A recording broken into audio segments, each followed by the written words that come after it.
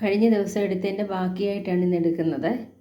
അപ്പോൾ കഴിഞ്ഞ ദിവസം നമ്മൾ ചെയ്തതെന്ന് വെച്ചത് 2/4/2010 goods sold to Priya for ₹16,000. അതിൻ്റെ എൻട്രി നമ്മൾ എഴുതിയായിരുന്നു. Priya account debtor to sales 16,000. ഇനി ഇന്ന് ചെയ്യാൻ പോകുന്നതെന്ന് പറയുന്നത് 3/4/2010 received a cheque of ₹16,000 from Priya. പ്രിയയുടെ കയ്യിൽ നിന്ന് നമുക്ക് ചെക്ക് കിട്ടി. എത്രൻ്റെ? 16,000ൻ്റെ. കാരണം അതിനു മുമ്പ് നടന്ന ആ സെയിൽസ് എന്ന് പറയുന്നത് 16,000 പ്രിയയ്ക്ക് കൊടുത്തത്. അന്ന് നമുക്ക് ക്യാഷ് കിട്ടിയില്ലായിരുന്നു. ഇപ്പോൾ അടുത്ത ദിവസം എന്ന് പറയുന്നത് 3/4/2010 പ്രിയയുടെ കയ്യിൽ നിന്ന് എന്ത് കിട്ടി? Received a cheque for ₹16,000 from Priya. ഒരു 16,000ൻ്റെ ചെക്ക് ആരുടെ കയ്യിൽ നിന്ന് കിട്ടി? പ്രിയയുടെ കയ്യിൽ നിന്ന് കിട്ടി. അപ്പോൾ പ്രിയയുടെ കയ്യിൽ നിന്ന് ചെക്കാണ് കിട്ടിയത്. അപ്പോൾ നമ്മൾ എന്ത് ചെയ്യും? എഴുതും എൻട്രി. ചെക്ക് ഇൻസ്റ്റെഡ് ഓഫ് എന്തെഴുതും? ബാങ്ക്. ചെക്കും ആയിട്ടുള്ള ട്രാൻസാക്ഷൻ നടക്കുന്ന ബാങ്കുമായിട്ടല്ലേ. അപ്പോൾ bank account debtor to Priya എത്ര? 16,000. അപ്പം bank account debtor 16,000 to Priya 16,000. എന്നിട്ട് നമ്മളിപ്പോൾ നേരത്തെ ചെയ്തതുപോലെ തന്നെ ആ നറേഷൻ എഴുതുന്നു. Received a cheque of ₹16,000 from Priya എന്നോ അല്ലെ received a cheque from Priya എന്നോ എഴുതിയാൽ ശരിയാണ്. അപ്പോൾ ഈ ടോട്ടൽ എന്ന് പറയുന്നത് നേരത്തെ അതിൻ്റെ ആ പേജിലുള്ള ബാലൻസ് ടോട്ടലായി എഴുതിയേക്കുന്നത്. ഇനി അപ്പം ഈ ഏപ്രിൽ 3 ക്വസ്റ്റ്യൻ എക്സ്പ്ലെയിൻ ചെയ്തത് മനസ്സിലായല്ലോ. അടുത്തത് നോക്കാം.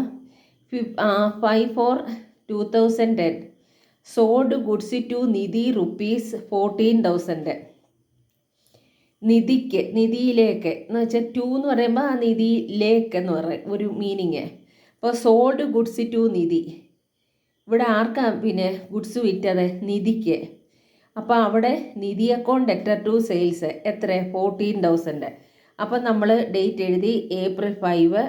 നിധി അക്കൗണ്ട് ഡെറ്റർ ടു സെയിൽസ് എത്രൻ്റെ ട്രാൻസാക്ഷനാണ് നടന്നേക്കുന്നത്? 14,000ൻ്റെ. നിധി അക്കൗണ്ട് ഡെറ്റർ എത്രയാണ്? 14,000 ടു സെയിൽസ് 14,000. ഇതിനും അതുപോലെ തന്നെ ആ ക്വസ്റ്റ്യൻ നറേഷനായിട്ട് എഴുതുന്നു. എങ്ങനെ? സോൾഡ് ഗുഡ്സ് ടു നിധി എഴുതി. അപ്പോൾ ഈ രണ്ട് ക്വസ്റ്റ്യൻ തേർഡിലെയും പിന്നെ 5ലെയും ക്വസ്റ്റ്യൻ ആണെങ്കിൽ കംപ്ലീറ്റ് ചെയ്തു. ഇനി അടുത്തതെന്ന് പറയുന്നത് അടുത്ത ഡേറ്റ് എന്ന് പറയുന്നത് 8/4/2010 നിധി പേയ്സ് ₹14,000 ക്യാഷ്. അപ്പം 8-ാം തീയതി വിറ്റു. എന്തോ നിധിക്ക് വിറ്റു goods എത്രൻ്റെ? 14,000ൻ്റെ.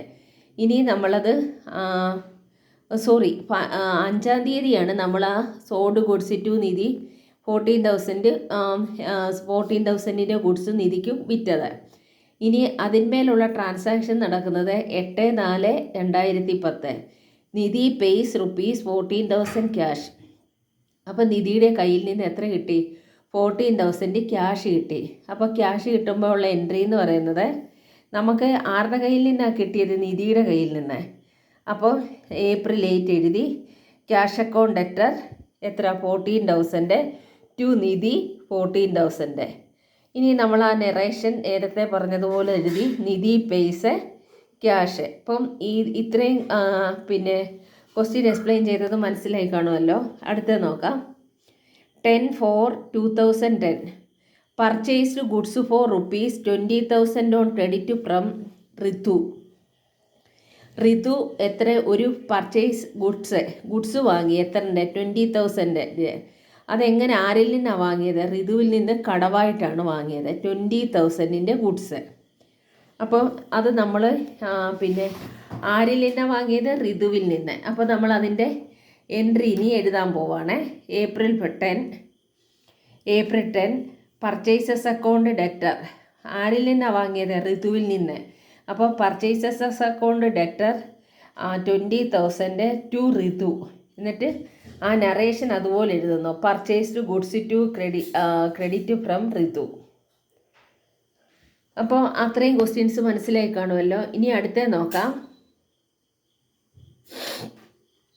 14/4/2010 insurance paid by cheque ₹6,000. Insurance നൽകിയത് എന്തായിട്ടാണ് നൽകിയത്? ചെക്കായിട്ടാണ് നൽകിയേക്കുന്നത്. ഇൻഷുറൻസ് എന്ന് പറയുന്നത് എന്താണ്? ഒരു എക്സ്പെൻസാണ്. അപ്പോൾ നമ്മൾ എന്ത് ചെയ്യുന്നു? എക്സ്പെൻസിനെ ഡെബിറ്റ് ചെയ്യുന്നു. Insurance account debtor 6,000 to bank 6,000.